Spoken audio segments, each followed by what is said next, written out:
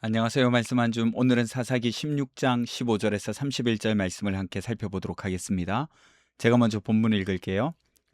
들릴라가 삼손에게 이르되 당신의 마음이 내게 있지 아니하면서 당신이 어찌 나를 사랑한다 하느냐.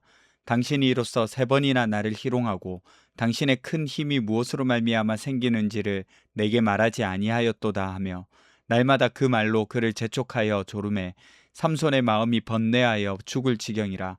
삼손이 진심을 드러내어 그에게 이르되 내 머리 위에는 삭도를 대지 아니하였나니 이는 내가 모태에서부터 하나님의 나실인이 되었음이라.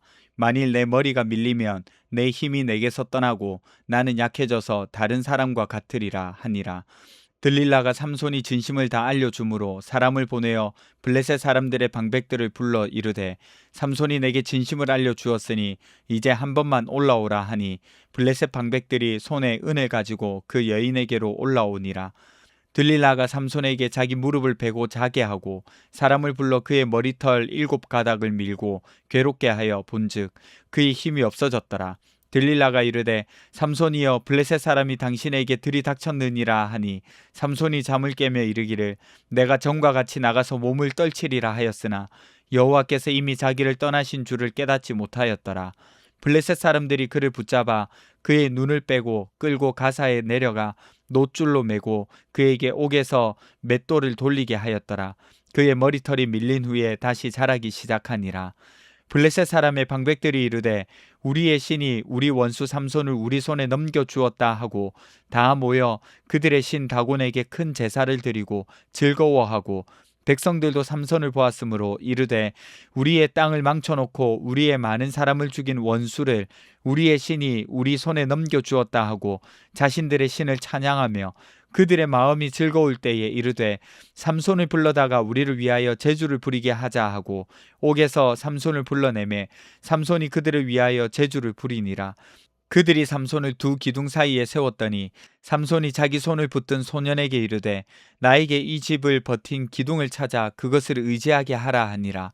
그 집에서 남녀가 가득하니 블레셋 모든 방백들도 거기에 있고 지붕에 있는 남녀도 3,000명 가량이라. 다 삼손이 제주 부리는 것을 보더라. 삼손이 여호와께 부르짖어 이르되 주 여호와여 구하옵나니 나를 생각하옵소서. 하나님이여 구하옵나니 이번만 나를 강하게 하사 나의 두 눈을 뺀 블레셋 사람에게 원수를 단번에 갚게 하옵소서 하고 삼손이 집을 버틴 두 기둥 가운데 하나는 왼손으로 하나는 오른손으로 껴 의지하고 삼손이 이르되 블레셋 사람과 함께 죽기를 원하노라 하고 힘을 다하여 몸을 굽히매 그 집이 곧 무너져 그 안에 있는 모든 방백들과 온 백성에게 덮이니 삼손이 죽을 때에 죽인 자가 살았을 때에 죽인 자보다 더욱 많았더라. 그의 형제와 아버지의 온 집이 다 내려가서 그의 시체를 가지고 올라가서 소라와 에스다올 사이 그의 아버지 마노아의 장지에 장사하니라. 삼손이 이스라엘의 사사로 20년 동안 지냈더라. 아멘. 여러분 오늘 본문이 삼손 이야기의 절정이죠. 비극적인 결말입니다. 한번 볼게요. 지난 본문에 들릴라가 삼손을 계속 다그쳤잖아요. 그래서 삼손은 3번이나 거짓말을 했는데도 통하지 않았어요. 그러자 들릴라가 최종 병기를 꺼내듭니다. 남자들이 방어하기 너무 힘든 거죠. 15절에 보시면 당신이 어떻게 그렇게 하고도 나한테 마음이 있다고 하냐? 어떻게 나를 사랑한다 말할 수 있어? 이렇게 말하는 거죠. 날 사랑하면 다 알려줘야지 뭐 이런 겁니다. 요즘 예쁜 연예인이 엄청 많은데 뭐 누가 있을까요? 예를 들면 내가 예뻐 임윤아가 예뻐 뭐 약간 이런 거죠. 대부분 객관적으로 윤아가 훨씬 예쁘지 않을까요? 어쨌든 그렇게 삼손을 달달 볶습니다. 그러자 삼손의 반응이 어때요? 16절에 보세요. 삼손의 마음이 번뇌하여 죽을 지경이라. 왠지 그 괴로움을 알 것 같기도 하고 모를 것 같기도 하고 그래요. 어쨌든 결국 삼손은 진심을 드러내었습니다. 마음을 다 알리고 자기의 비밀을 털어놓죠. 어떤 비밀입니까? 나는 나실인이야. 그래서 내가 태어나서부터 한 번도 삭도를 머리에 댄 적이 없는데 내 머리가 밀리면 나는 일반 사람들처럼 돼. 이렇게 말하는 거죠. 삼손이 진짜 들릴라를 사랑했었나 봐요. 그동안 자기를 잡으려고 그렇게 이상한 짓을 많이 했는데도 알아채지 못하고 알아도 그냥 넘어가고 끊어내지 못하고 결국에는 들릴라와 같이 있고 싶어 하잖아요. 오늘도 보세요. 들릴라랑 있어야겠는데 비밀을 알리면 안 되겠고, 그래서 마음이 근심하며 지극히 괴로워하다가 결국에는 어떻게 해요? 결국 자기 비밀을 이야기하잖아요. 들릴라가 보기에는 이번이 진짜인 것 같았습니다. 그래서 블레셋 사람들을 부릅니다. 한 번만 와봐라. 그렇게 방백들은 들릴라가 불러서 갔어요. 은을 가져갔다는 것은 아마도 들릴라가 성공해서 은을 받았을 겁니다. 들릴라가 삼손에게 무릎 베게 해주고 자는 사이에 머리를 밀어요. 7가닥을 밀었다 이렇게 되어 있는데, 이게 무슨 말이냐면 머리를 한 번도 안 잘랐으니까 머리가 길잖아요. 그러니까 머리카락 7개만 밀은 게 아니라 그 머리를 7갈래로 묶고 있었던 것으로 보입니다. 이때 이 머리카락의 가닥, 그러니까 그 다운 부분 있잖아요. 그 7부분, 그 묶어놓은 그 부분을 밀었다는 거예요. 그러니까 머리털을 모두 자른 것과 같은 거죠. 그와 동시에 삼손은 힘이 없어졌어요. 삼손을 깨워서 블레셋 사람들이 들이닥쳤다 했지만 자신이 몸을 떨쳐서 자기가 무찌르겠다 그렇게 하잖아요. 그런데 힘을 못 쓰는 거예요. 여호와께서 이미 자기를 떠나신 줄을 깨닫지 못했다 이렇게 기록합니다. 힘이 빠진 것을 알게 된 블레셋 사람들은 어떻게 했나요? 눈을 뽑았어요. 그리고 삼손을 가사로 끌고 갔습니다. 줄로 결박해서 감옥에서 맷돌을 돌리게 합니다. 조롱인 거죠. 삼손의 비극은 이렇게 끝나나 싶지만 희망의 불씨를 살리는 글이 하나 적혀 있습니다. 뭐죠? 22절에 보시면 그의 머리털이 밀린 후에 다시 자라기 시작하니라. 굉장히 짧지만 성경은 이것을 통해서 삼손의 이야기가 여기서 끝이 아니라는 것을 알려줘요. 이거를 머리털이 자라니까 초능력이 점점 돌아오는 건가? 뭐 이런 식으로 이해하시면 조금 곤란해요. 그렇다기보다 하나님이 다시 일하실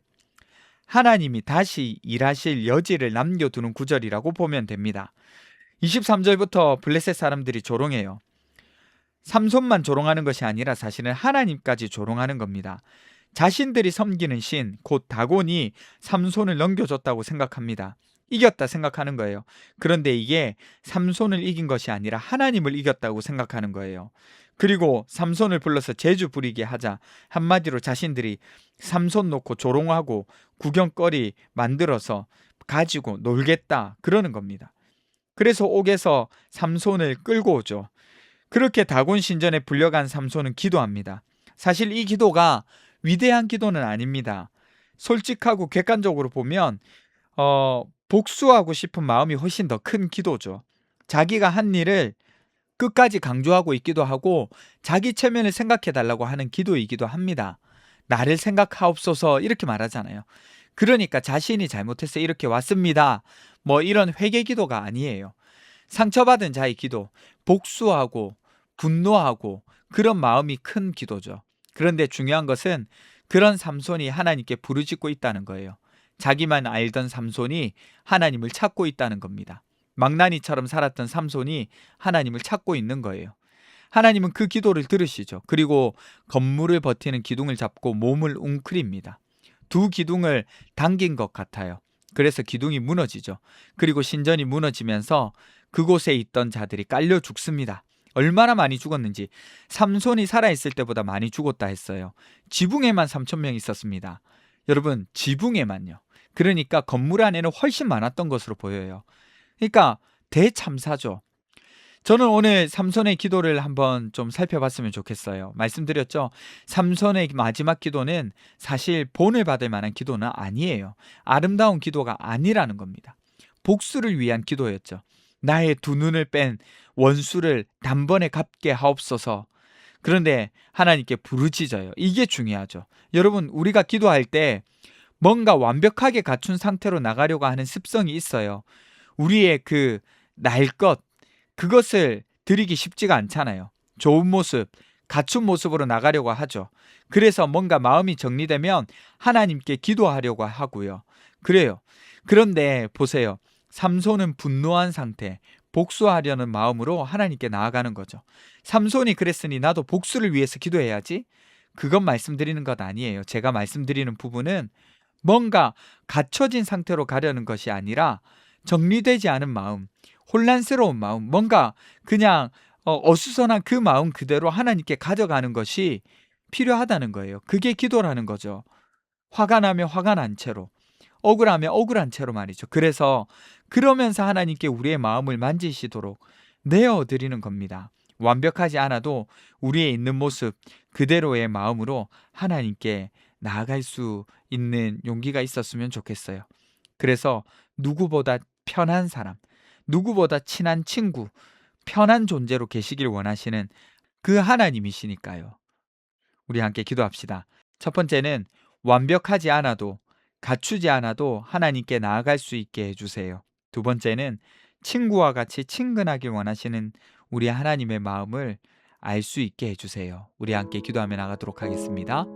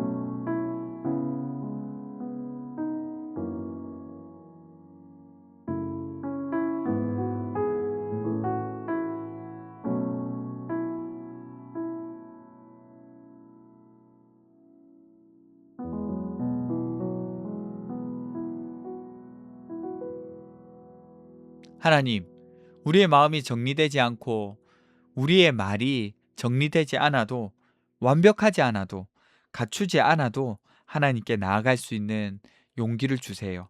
그리고 친구와 같이 친근하길 원하신 우리 하나님의 마음을 알 수 있도록 도와주세요. 감사드립니다. 거룩하신 예수님 이름으로 기도드립니다. 아멘.